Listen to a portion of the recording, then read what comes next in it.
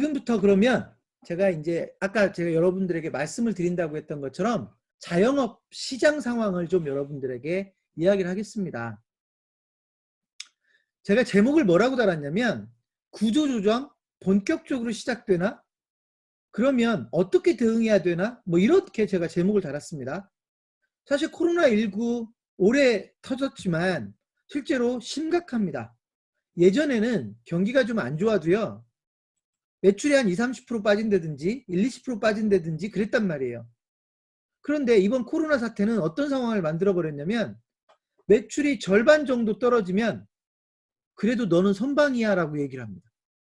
누군가가요 전화가 옵니다. 매출이 절반으로 떨어졌습니다라고 하면 제가 뭐라고 하냐면 그분한테 그래도 선방하셨네요. 왜냐하면 다른 곳은 80% 빠지고 70%가 빠졌거든요. 하루에 매출이 100만 원 나오는 곳이 하루에 20만 원, 30만 원밖에 못 파는 일이 벌어지고 있는 겁니다.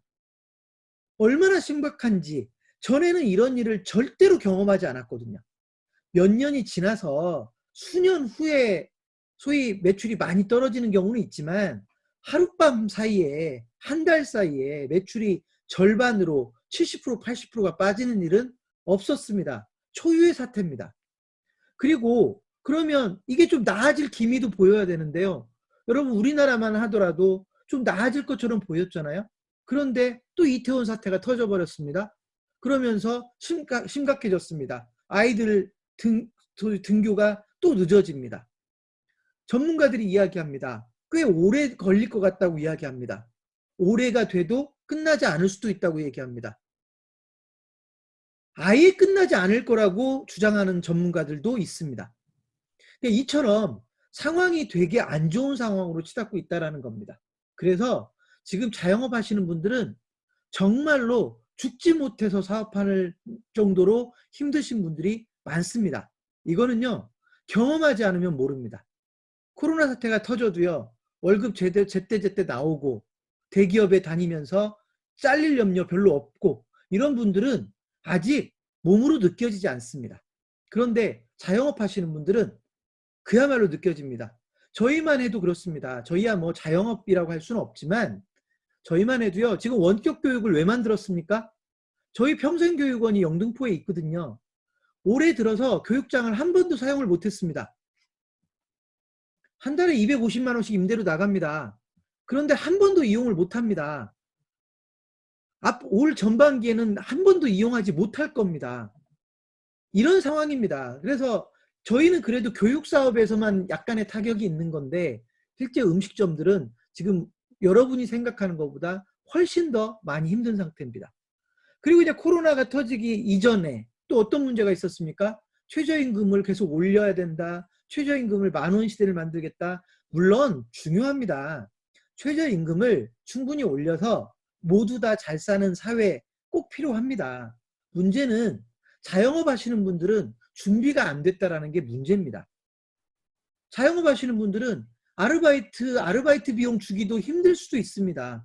그런데 계속 최저임금이 높아졌고 실제로 똑같은 금액으로 일자리를 소위 채용하기가 어려웠고 아르바이트생들이 옛날처럼 주어서는 일을 안 해버립니다. 그래서 훨씬 더 힘들어졌고 비용 구조가 높아졌고 자연스럽게 이익이 줄어들 수밖에 없는 겁니다. 결론적으로 매우 힘든 상황인데요. 그럼 이게 어떤 상황을 만들어낼 거냐? 그래서 구조조정이라는 말이 나오는 겁니다. 구조조정. 여기 지금 오늘 여기 참석하신 분들 중에 젊으신 분들은 잘 모르겠지만 그래도 연세가 좀 있으신 분들은 IMF 사태 때의 그 상황을 느낄 겁니다. 구조조정. 나는 회사를 계속 다니고 싶은데 더 이상 회사를 다닐 수 없는 상황이 만들어집니다. 나는 사업을 하고 싶은데 사업을 더 할 수 없는 상황이 만들어집니다. 이런 게 구조조정입니다.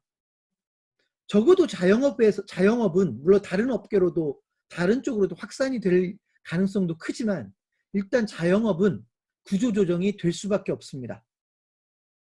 놀랍게도요 오늘 제가 프랜차이즈 창업의 주제인데 저는 가맹본부들하고 이야기할 때 뭐라고까지 얘기하냐면 이번 코로나 사태 때문에 적어도 향후 1, 2년 사이에 프랜차이즈 본사가 1000개 정도는 사라질 것이다 라고 저는 예상합니다. 버틸 수가 없습니다.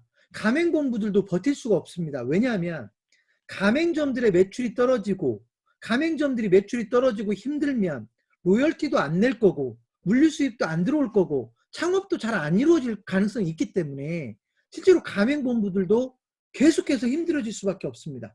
그래도 버틸 수 있는 데는 버티겠지만 아까 제가 그랬죠. 6,500개 중에 1,500개 정도가 저희 평가 대상이다. 그럼 나머지 5,000개는요? 평가 대상에도 들어가지 않는 소규모 회사들입니다. 이런 회사들은 버티지 못할 가능성이 큽니다. 그래서 실제로 프랜차이즈 업계나 자영업이나 구조조정이 가속화될 수 있다. 그럼 그 결과 어떤 상황이 벌어지냐면 창업하기가 어려워진다는 겁니다. 여러분이 창업을 한다라는 게 과거보다도 훨씬 더 힘들어지는 겁니다. 과거에는 창업하고 몇 달 지나면 하루에 100만 원도 팔리고 200만 원도 팔렸습니다. 이제는 50만 원, 100만 원 팔기도 힘들어지는 겁니다. 그래서 창업이 점점 어려워지고 두려워지는 겁니다. 또 한 가지, 여러분 주변에서 매출이 반타작 나는 걸 봐버렸습니다. 100만 원 팔던 매장이 30만 원밖에 안 팔리는 걸 여러분이 목격을 해버렸습니다. 그래서 점점 창업이 위험하다라고 더 느끼는 상황으로 치달을 거라고 생각을 합니다. 자, 여러분들이 창업 교육을 받겠다고 지금 여기 오셨는데 제가 이렇게 부정적인 얘기를 해서 죄송합니다. 하지만 이게 현실이라서 말씀을 안 드릴 수는 없습니다. 자, 그런데 그러면 자영업 구조조정이 제가 양면성이라고 표현했는데요. 무조건 나쁜 걸까요? 무조건 나쁜 걸까요?